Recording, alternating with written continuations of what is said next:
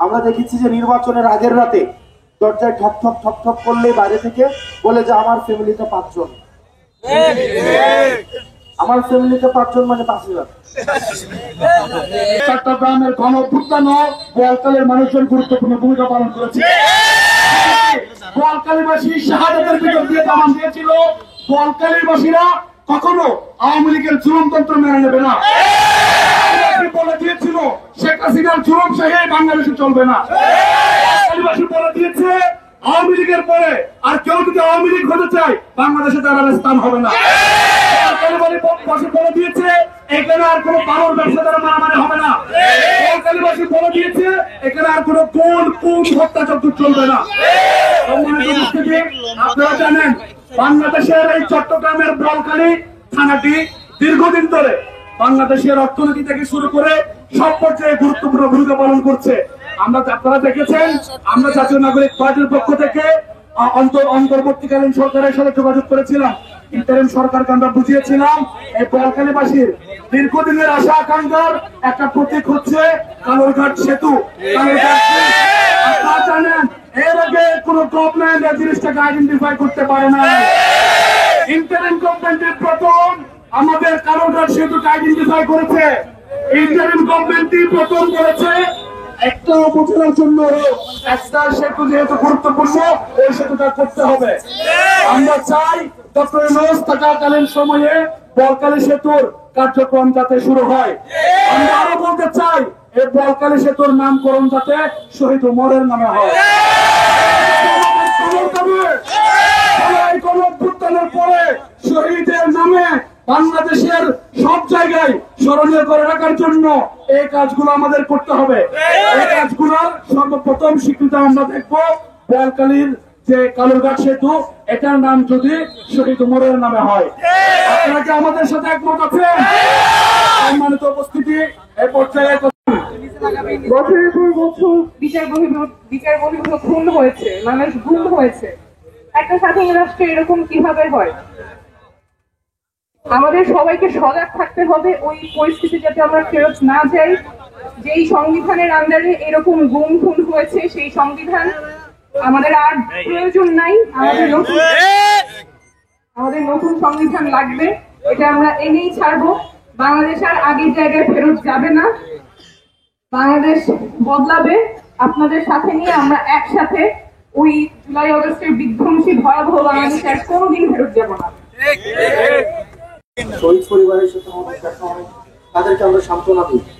কিন্তু আজকে আমি যখন আন্টির সাথে কথা বলছিলাম, ওমরের মার সাথে কথা বলছিলাম, আমার কাছে মনে হচ্ছিল আমার এই কোরআনের ওই আয়াতটা আমার সামনে আসছিল যে ওনার যে দৃঢ় প্রতিজ্ঞ, যেভাবে উনি বলছিলেন যে ওমর হয়তো আল্লাহ মনে করেছে যে ওনার কাছে সবচেয়ে নিরাপদ থাকবে, এই কারণেই নিয়ে গিয়েছেন।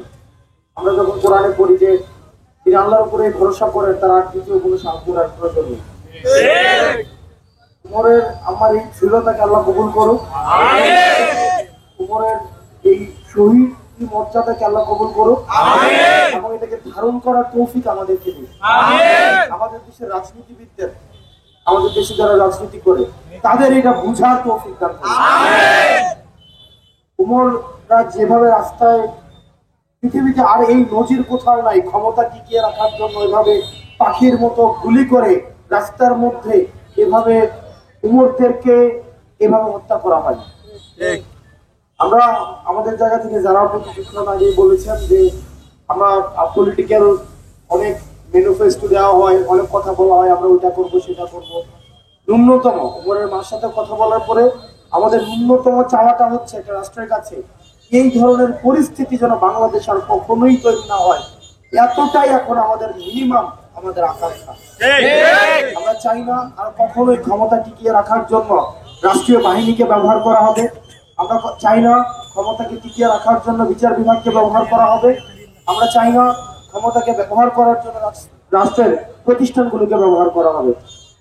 আপনারা আমরা একসাথে, আপনাদের শহীদ উমরের দায়বদ্ধতা আপনাদের রয়েছে, আপনারা মৃত্যু পর্যন্ত এই দায়বদ্ধতা কিন্তু আপনাদের রয়েছে।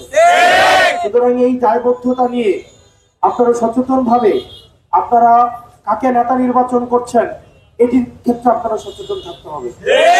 আমরা বিশ্বাস করবো আপনারা এমন কাউকে নেতা নির্বাচন করবে না যেই নেতা তার নৈতিক মূল্যবোধ নাই, রাষ্ট্রের প্রতি মিনিমাম কোনো ধরনের প্রতিজ্ঞা নাই, রাষ্ট্রের প্রতি মিনিমাম কোনো দায়বদ্ধতা নাই। যারা জুলাই এই গণঅভ্যুত্থানকে ধারণ করে না তাদেরকে আমি বিশ্বাস করি, যারা উমরকে ধারণ করে তারা ওই সব নেতাদেরকে ধারণ করতে পারে না। আমরা নেতাদের কর্তব্য নিয়ে আমরা কথা বলি, কিন্তু যারা নাগরিক রয়েছে, ভোটার রয়েছে, তাদের অনেক কর্তব্য রয়েছে। আমরা দেখেছি যে নির্বাচনের আগের রাতে দরজায় ঠক ঠক ঠক ঠক করলে বাইরে থেকে বলে যে আমার ফ্যামিলিতে 5 জন, আমার ফ্যামিলিতে 5 জন মানে 5,000।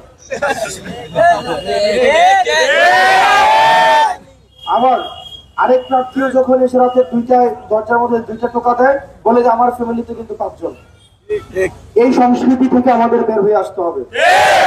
আপনারা যদি 1000 টাকার বিক্রি হয়ে যান তার মানে আপনারা উমরের দায়বদ্ধতাকে আপনারা বিক্রি করে দিচ্ছেন। আপনারা যতক্ষণ পর্যন্ত ওই টাকার কাছে বিক্রি না হবেন ততক্ষণ পর্যন্ত নেতাকে প্রশ্ন করার সক্ষমতা আপনাদের থাকবে। আপনারা দেখেছেন যে আপনি তখনই নৈতিকভাবে একজনকে প্রশ্ন করতে পারবেন যখন আপনি ব্যক্তিগতভাবে নিজে নীতিবান হবেন।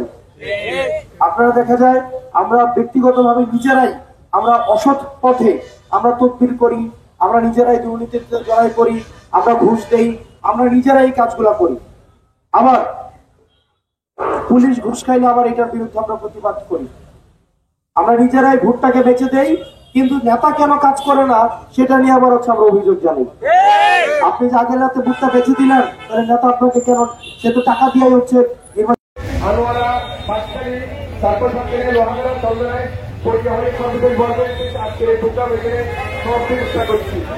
মানে গ্রুপে যখন এখান থেকে মানে চট্টগ্রামের দিকে মুভ করার, বলখালিতে বেসিক্যালি কোনো আন্দোলন হয় নাই 5 তারিখের আগ পর্যন্ত। 5 তারিখে বিজয় মিছিল হয়েছে, এরপর থেকে আমাদের বলখালিতে ওপেন কর্মসূচি। বাট আমাদের যে টার্গেটটা ছিল আমরা সাপোর্টটা দিব মহানগরে, এখানে এসে যাতে একটু শান্তিতে থাকতে পারি। হ্যাঁ শান্তিতে ছিলাম, এখানে কোনো ঝামেলা হয় নাই। বাট এখানে যদি আমরা আন্দোলন করতাম তাহলে হয়তো ওই জিনিসটাও পাইতাম, রাতে ঘুমানোর ইয়াটাও পাইতো না। ওভারঅল এই হচ্ছে আমাদের বলখালির জার্নি। বলখালিতে আপনারা শান্তির মধ্যে ঘুমাইছেন, কিন্তু শহরে সাপোর্টটা দিয়েছি মহানগরে, মানে এখানে আলাদা কর্মসূচি দিয়ে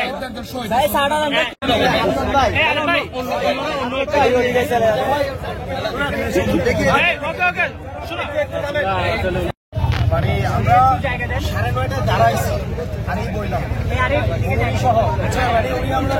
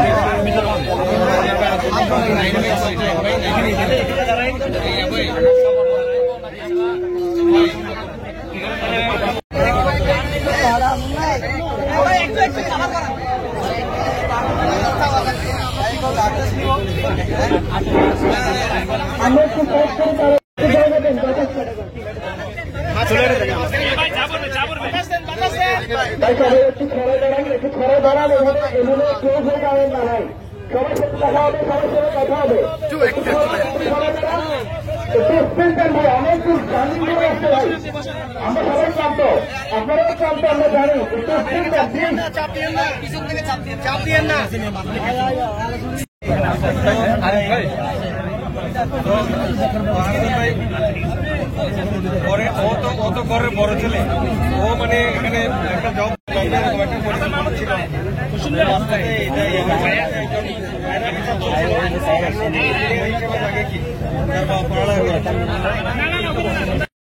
আমরা পাথর মারতেছি যাতে তো একটু করে মাথা তুলছি আর ভিডিও থাকতে পারতেছি না। গুলি করার সাথে সাথে এখানে সরাসরি আর সবগুলো করে পুরো প্ল্যানিং হয়ে গেছে, তারপরে মারতেছে আমাদের জোর করে নিয়ে গেছে। এবার কিছু ঘুরে ঘুরে ঘুরে